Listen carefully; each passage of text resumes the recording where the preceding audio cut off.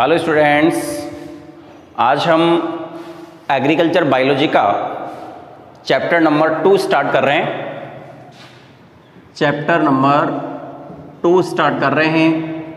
Chapter का नाम है जैव प्रौद्योगिकी।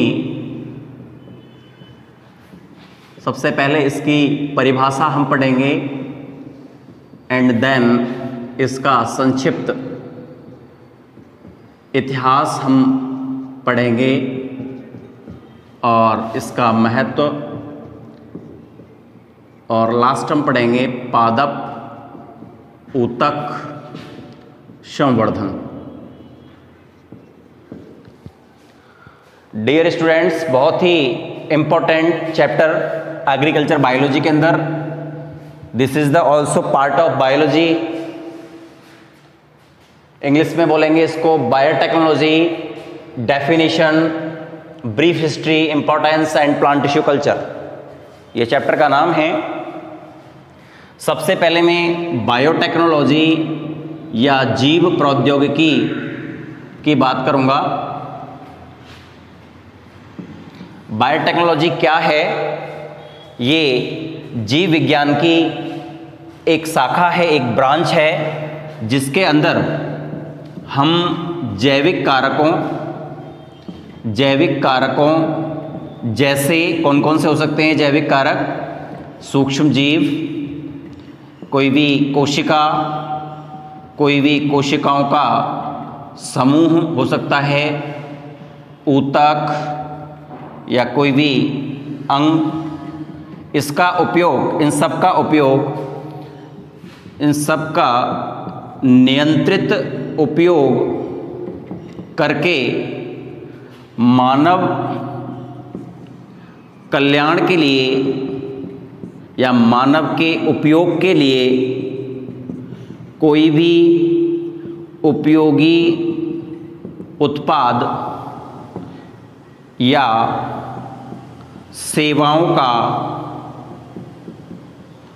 उत्पादन करना। यह बहुत ही टेक्निकल वर्ड है डियर स्टूडेंट्स। अभी मैं बात कर रहा हूँ बायोटेक्नोलॉजी या जैव प्रौद्योगिकी। व्हाट इज बायोटेक्नोलॉजी एंड जैव प्रौद्योगिकी? सबसे पहले हम बात करेंगे इसकी डेफिनेशन की। तो बिल्कुल सिंपल डेफिनेशन है, मैंने बहुत ही एक शॉर्ट एंड स्वीट तरीके से आपको समझाने की कोशिश की है। जीव विज्ञान की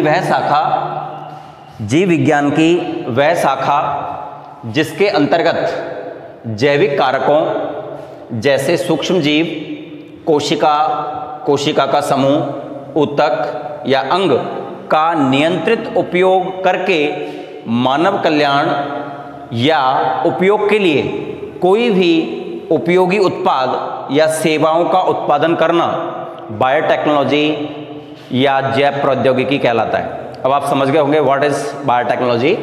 यानी हम किसी भी जैविक कारक, इनमें से कोई भी हो सकता है, अगर उसका कोई नियंत्रित यूटिलाइज करें और उससे यूजफुल प्रोडक्ट का फॉर्मेशन करें फॉर ह्यूमन वेलफेयर, मानव कल्याण के लिए हम कोई भी उपयोगी उत्पाद बना सकते हैं। एंटीबायोटिक्स हो सकता है, कोई भी वैरायटीज हो सकती है प्लांट्स की, एनिमल्स की, या कोई भी इंजेक्शंस हो सकते हैं, कोई भी मेडिसिन हो सकती है, या कुछ भी हम बना सकते हैं जो यूजफुल हो मानव के लिए, ह्यूमन वेलफेयर के लिए। उसे हम, उस ब्रांच को हम बायोटेक्नोलॉजी कहते हैं। प्रेजेंट टाइम में बायोटेक्नोलॉजी एक बहुत ही इम्पोर्टेंट ब्रांच है बायोलॉजी की, और ह्यूमन के लिए भी बहुत ही बेनिफिशियल और इम्पोर्टेंस रखती है प्लांट एंड एनिमल इम्प्रूवमेंट में, दोनों के अंदर ही। तो हमने सबसे पहले इसकी डेफिनेशन की बात करी है। अब हम इसकी संक्षिप्त या ब्रीफ हिस्ट्री की बात करेंगे। अगर मैं हिस्ट्री की बात करूं बायोटेक्नोलॉजी की, तो बहुत सारी चीज़ें ऐसी हैं जिनमें बायोटेक्नोलॉजी का उपयोग किया जा रहा है, या बहुत सारी ब्रांचेज ऐसी हैं, बहुत सारी टेक्निक्स ऐसी हैं जो बायोटेक्नोलॉजी की देन है। हमने सबसे पहले पुनर्योगज डीएनए का फॉर्मेशन किया बायोटेक्नोलॉजी के द्वारा ही। इसके बाद हमने पीसीआर इन 1983। पीसीआर का मतलब होता है polymerase chain reaction. Polymerase chain reaction कहते हैं इसको, या हिंदी में कहते हैं पॉलीमरेज श्रृंखला अभिक्रिया, पॉलीमरेज चेन रिएक्शन या पॉलीमरेज श्रृंखला अभिक्रिया। 1983 के अंदर कैरी मुलिस ने पीसीआर की खोज की थी। ये एक ऐसी मशीन है जिससे कुछ ही मिनटों के अंदर, कुछ ही समय के अंदर थर्मल साइक्लर, आप आगे पढ़ेंगे, एक यंत्र होता है, उसके अंदर डीएनए की एक छोटी सी कॉपी से लाखों अरबों की संख्या में कॉपीज बनाई जा सकती हैं, अर्थात डीएनए की मात्रा को बढ़ाया जा सकता है। तो ये पीसीआर भी बायोटेक्नोलॉजी की ही देन है। और हम पढ़ेंगे इलेक्ट्रोफोरेसिस, ये भी एक बायोटेक्नोलॉजी की देन है। इलेक्ट्रोफोरेसिस एक ऐसी टेक्निक होती है, आगे हम डिस्कस करेंगे इसका, जिसके द्वारा डीएनए के टूटे हुए खंडों को, डीएनए के जो टूटे हुए खंड होते हैं जिनको हम एक एंजाइम के द्वारा तोड़ते हैं, उसकी हम बात करेंगे, तो उसके द्वारा जो टूटे हुए खंड होते हैं उनको हम सेपरेट कर सकते हैं, उनका पृथक्करण कर सकते हैं। ऐसी विधि को हम इलेक्ट्रोफोरेसिस कहते हैं। बहुत सारे प्लांट्स की वैरायटीज को इम्प्रूवमेंट करना, तंबाकू के अंदर सबसे पहले जीन का ट्रांसफर करना, मानव के अंदर इंसुलिन हार्मोन का, मधुमेह रोग के लिए रेस्पॉन्सिबल जो हार्मोन है वो इंसुलिन होता है, इंसुलिन की अगर कमी हो जाती है तो मधुमेह रोग हो जाता है। आज बायोटेक्नोलॉजी से मानव निर्मित इंसुलिन, जिसे हम ह्यूमुलिन कहते हैं, उसका निर्माण कर लिया गया है। तो मैं कह सकता हूँ डियर स्टूडेंट्स, ऐसे हजारों के संख्या में प्रोडक्ट हैं, जो सेवाएं हैं, जो मानव कल्याण के लिए बायोटेक्नोलॉजी की देन है। तो आज हम एक बहुत ही महत्वपूर्ण टॉपिक के बारे में चर्चा करेंगे, और वो है, सबसे पहले हम बात करेंगे जैव प्रौद्योगिकी के साधन, यानी बायोटेक्नोलॉजी के अंदर हम अनेक चीज़ ऐसे होते हैं, अनेक इक्विपमेंट, उपकरण ऐसे होते हैं जिनका हम यूज करते हैं, एंजाइम्स वगैरह होते हैं, उन सब के बारे में डिस्कस करेंगे। और बायोटेक्नोलॉजी के अंदर एक छोटी सी ब्रांच है, उसको हम बोलेंगे आनुवांशिक अभियांत्रिकी। क्या बोलेंगे? आनुवांशिक अभियांत्रिकी। इसको इंग्लिश में कहते हैं जेनेटिक इंजीनियरिंग। ये पार्ट है एक बायोटेक्नोलॉजी का, आनुवांशिक अभियांत्रिकी, इंग्लिश में बोलेंगे जेनेटिक इंजीनियरिंग। इंजीनियर क्या करता है? किसी भी चीज़ को तोड़ के, जोड़ के नई चीज़ बना लेता है। ऐसे ही बायोलॉजी की इस ब्रांच के अंदर, आनुवांशिक अभियांत्रिकी के अंदर, हम डीएनए को, आनुवांशिक चीज़ क्या होती है? डीएनए, और अभियांत्रिकी का मतलब क्या होता है? इंजीनियरिंग। तो डीएनए को तोड़कर, जोड़कर, मैं कह सकता हूँ काट कर, जोड़कर हम नई कोई वैरायटीज का फॉर्मेशन करते हैं, तो उसे आनुवांशिक अभियांत्रिकी कहते हैं। इंग्लिश में इसे टेलरिंग ऑफ डीएनए भी कहते हैं, टेलरिंग ऑफ डीएनए, टेलरिंग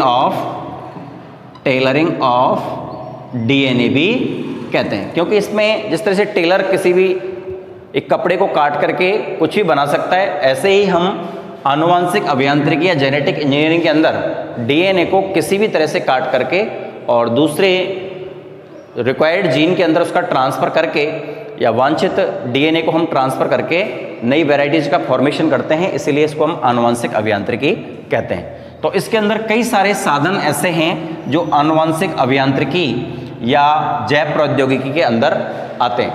सबसे पहले हम इसके अंदर बात करेंगे, सबसे पहले आता है इसके अंदर REN।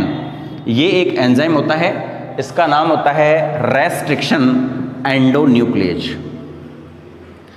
Restriction endonuclease.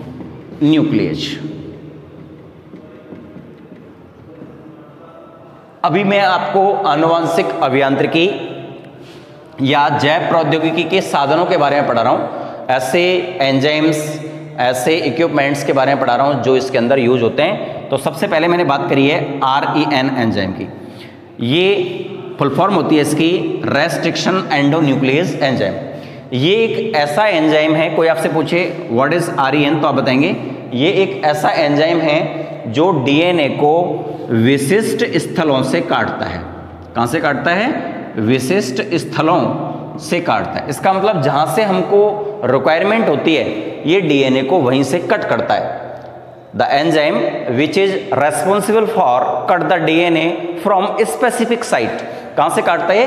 Specific site से काटता है, विशिष्ट स्थलों से काटता है जहां से हमको रिक्वायरमेंट होती है।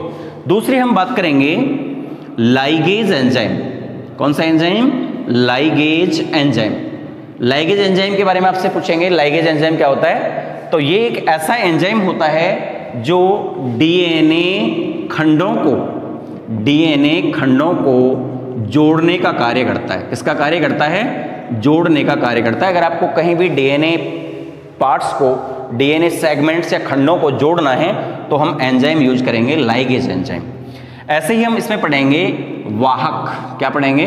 वाहक। वाहकों के अंदर कई सारे वाहक हम पढ़ते हैं, जैसे एक वाहक है प्लाज्मिड, दूसरा वाहक है कॉस्मिड, तीसरा वाहक है जीवाणु भोजी। ये वाहकों के नाम बता रहा हूं मैं। वाहक का मतलब होता है जो डीएनए का स्थानांतरण करते हैं। क्या करते हैं? स्थानांतरण करते हैं दूसरे जीव के अंदर, या किसी भी जीव के अंदर डीएनए का स्थानांतरण अगर आपको करना है तो आप किसका यूज करेंगे? वाहक का या वेक्टर का। इसके रूप में हम प्लाज्मिड, कॉस्मिड या जीवाणु भोजी को ले सकते हैं। तो अभी मैं बात कर रहा हूं आनुवंशिक अभियांत्रिकी यानी जेनेटिक इंजीनियरिंग के अंदर काम आने वाले साधन। तो सबसे पहले मैंने आरईएन बताया, रेस्ट्रिक्शन एंडोन्यूक्लियस एंजाइम। ये डीएनए को विशिष्ट स्थलों से काटता है। फिर मैंने लाइगेज एंजाइम बताया, ये डीएनए को जोड़ता है, डीएनए खंडों को जोड़ता है। फिर मैंने वाहक बताया, तो ये क्या करता है? वाहक डीएनए का स्थानांतरण करता है। तो ये बहुत सारी टेक्निक्स हैं, धीरे धीरे हम इनको पढ़ते जाएंगे और इनको लर्न भी करते जाएंगे। बीच में एक छोटा सा पॉइंट आएगा, एग्जाम की दृष्टि से बहुत ही इंपॉर्टेंट है, वो है पैलिंड्रोम डीएनए। इसी का एक पार्ट है, वो है पैलिंड्रोम डीएनए। अलग से क्वेश्चन आता है palindrome DNA. What is palindrome DNA? DNA polypeptide chain का बना होता है, पॉलीपेप्टाइड श्रृंखला का बना होता है। इस तरह से ये पॉलीपेप्टाइड श्रृंखला होती है डीएनए के अंदर, दो श्रृंखलाओं से बना होता है, जिसका वन एंड होता है, यानी एक सिरा होता है 5' तो इसका दूसरा सिरा होगा 3' और इसका ये 5' है तो दूसरी पॉलीपेप्टाइड श्रृंखला का जो सिरा है वो होगा 3' और इसका होगा 5'। तो मैं कह सकता हूं जो डीएनए है वो पॉलीपेप्टाइड श्रृंखला का बना होता है, जिस पर नाइट्रोजन क्षार होते हैं। इसमें नाइट्रोजन क्षार होते हैं। एडेनिन से डबल हाइड्रोजन बंध के द्वारा थाइमिन जुड़ता है और ग्वानिन से ट्रिपल हाइड्रोजन बॉन्ड्स के द्वारा साइटोसिन जुड़ता है। मैं कह सकता हूं जो पॉलीपेप्टाइड चेन होती है, डीएनए होता है, उसके अंदर 4 नाइट्रोजन क्षार होते हैं, एडेनिन, थाइमिन, ग्वानिन और साइटोसिन। ए और टी के मध्य हमेशा 2 हाइड्रोजन बॉन्ड्स होते हैं और जी और सी के मध्य हमेशा 3 हाइड्रोजन बॉन्ड्स होते हैं।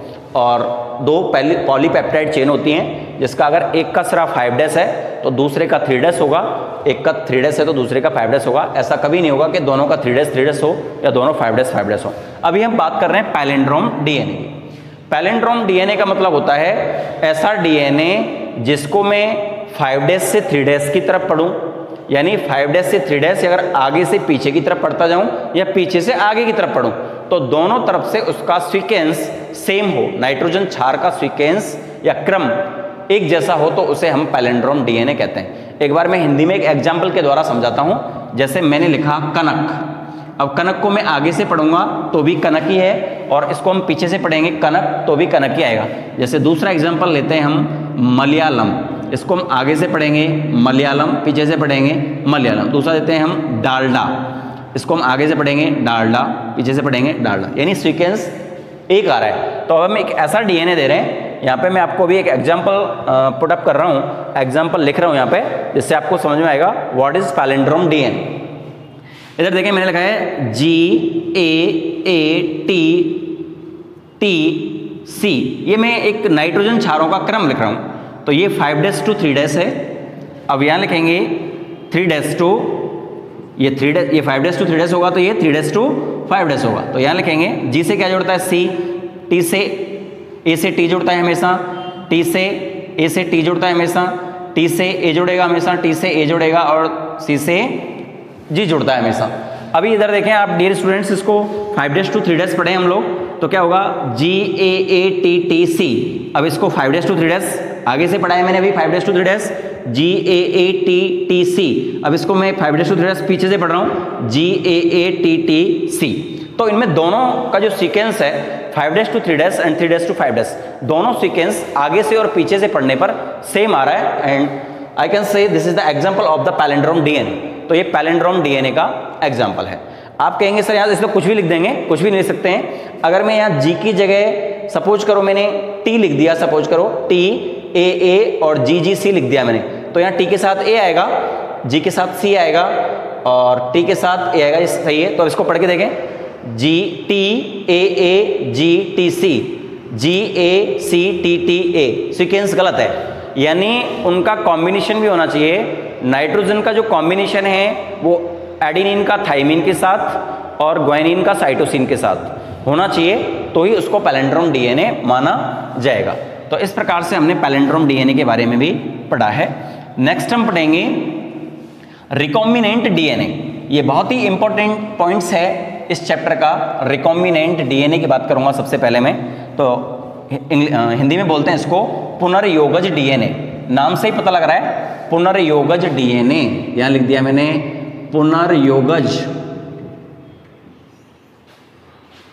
पुनर्योगज डीएनए, इसको इंग्लिश में रिकॉम्बिनेंट डीएनए कहते हैं। नाम से पता लग रहा है पुनर मीन्स दोबारा, योगज मीन्स जोड़कर बनाया गया डीएनए।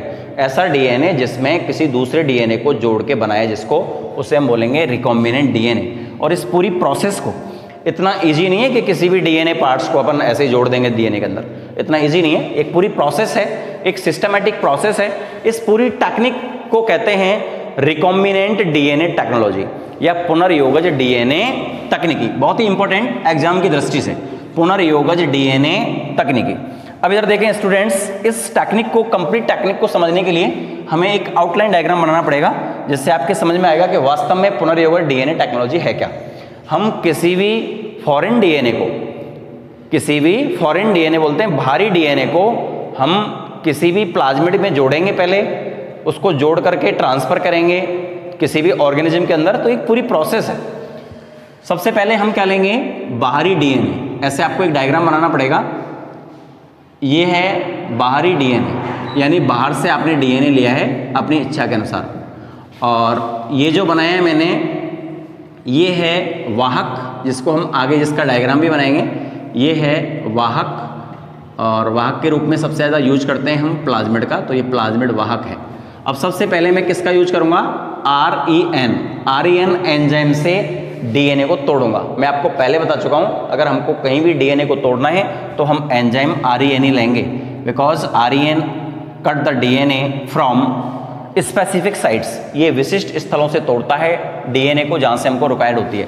तो इसने सबसे पहले क्या करा, बाहरी डीएनए को तोड़ दिया इस तरह से छोटे छोटे पार्टिकल्स के अंदर, और फिर ये जो वाहक है इसको भी हमने REN से तोड़ लिया। अब क्या करेंगे, हम लाइगेज एंजाइम लेंगे। क्या लेंगे, लाइगेज, क्योंकि आपको बताया हुआ है मैंने पहले, आनुवंशिकी अभियांत्रिकी के साधन के अंदर लाइगेज एंजाइम जोड़ने का कार्य करता है डीएनए को। अब ये वाला पार्ट्स मुझे यहाँ जोड़ना है, तो इसको मैं इसके अंदर इस तरह से यहाँ जोड़ेंगे हम। कौन से एंजाइम से, लाइगेज से। ये जोड़ दिया मैंने यहाँ पे। इसको हम अलग पेन से दिखा सकते हैं कि ये हमने यहाँ जोड़ा है। और ये लिख दिया मैंने, इसको बोलूँगा मैं अब काइमेरिक प्लाज्मिड। क्या बोलूँगा, काइमेरिक प्लाज्मिड। ऐसा प्लाज्मिड जिसके अंदर बाहरी डीएनए को जोड़ दिया जाता है उसे हम काइमेरिक प्लाज्मिड कहते हैं। अब नेक्स्ट हम यहाँ से लिखेंगे, काइमेरिक प्लाज्मिड का क्या करेंगे, हम ट्रांसफर करवाएंगे। क्या करवाएंगे, ट्रांसफर। तो काइमेरिक प्लाज्मिड का करवाएंगे हम स्थानांतरण, और स्थानांतरण के लिए हम जीवाणु का यूज करते हैं, और जीवाणु होता है इकोलाई।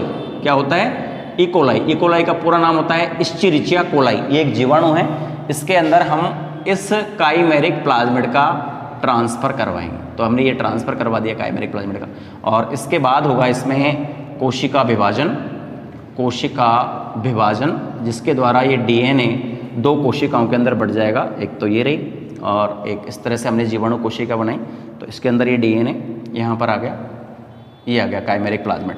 और इस पूरी टेक्निक को कहते हैं अपन पुनर्योगज डीएनए तकनीकी। इंग्लिश में बोलते हैं रिकॉम्बिनेंट डीएनए टेक्नोलॉजी। वास्तव में रिकॉम्बिनेंट टेक्नोलॉजी एक पूरी प्रोसेस है, बायोटेक्नोलॉजी की एग्जाम की दृष्टि से बहुत ही इंपॉर्टेंट।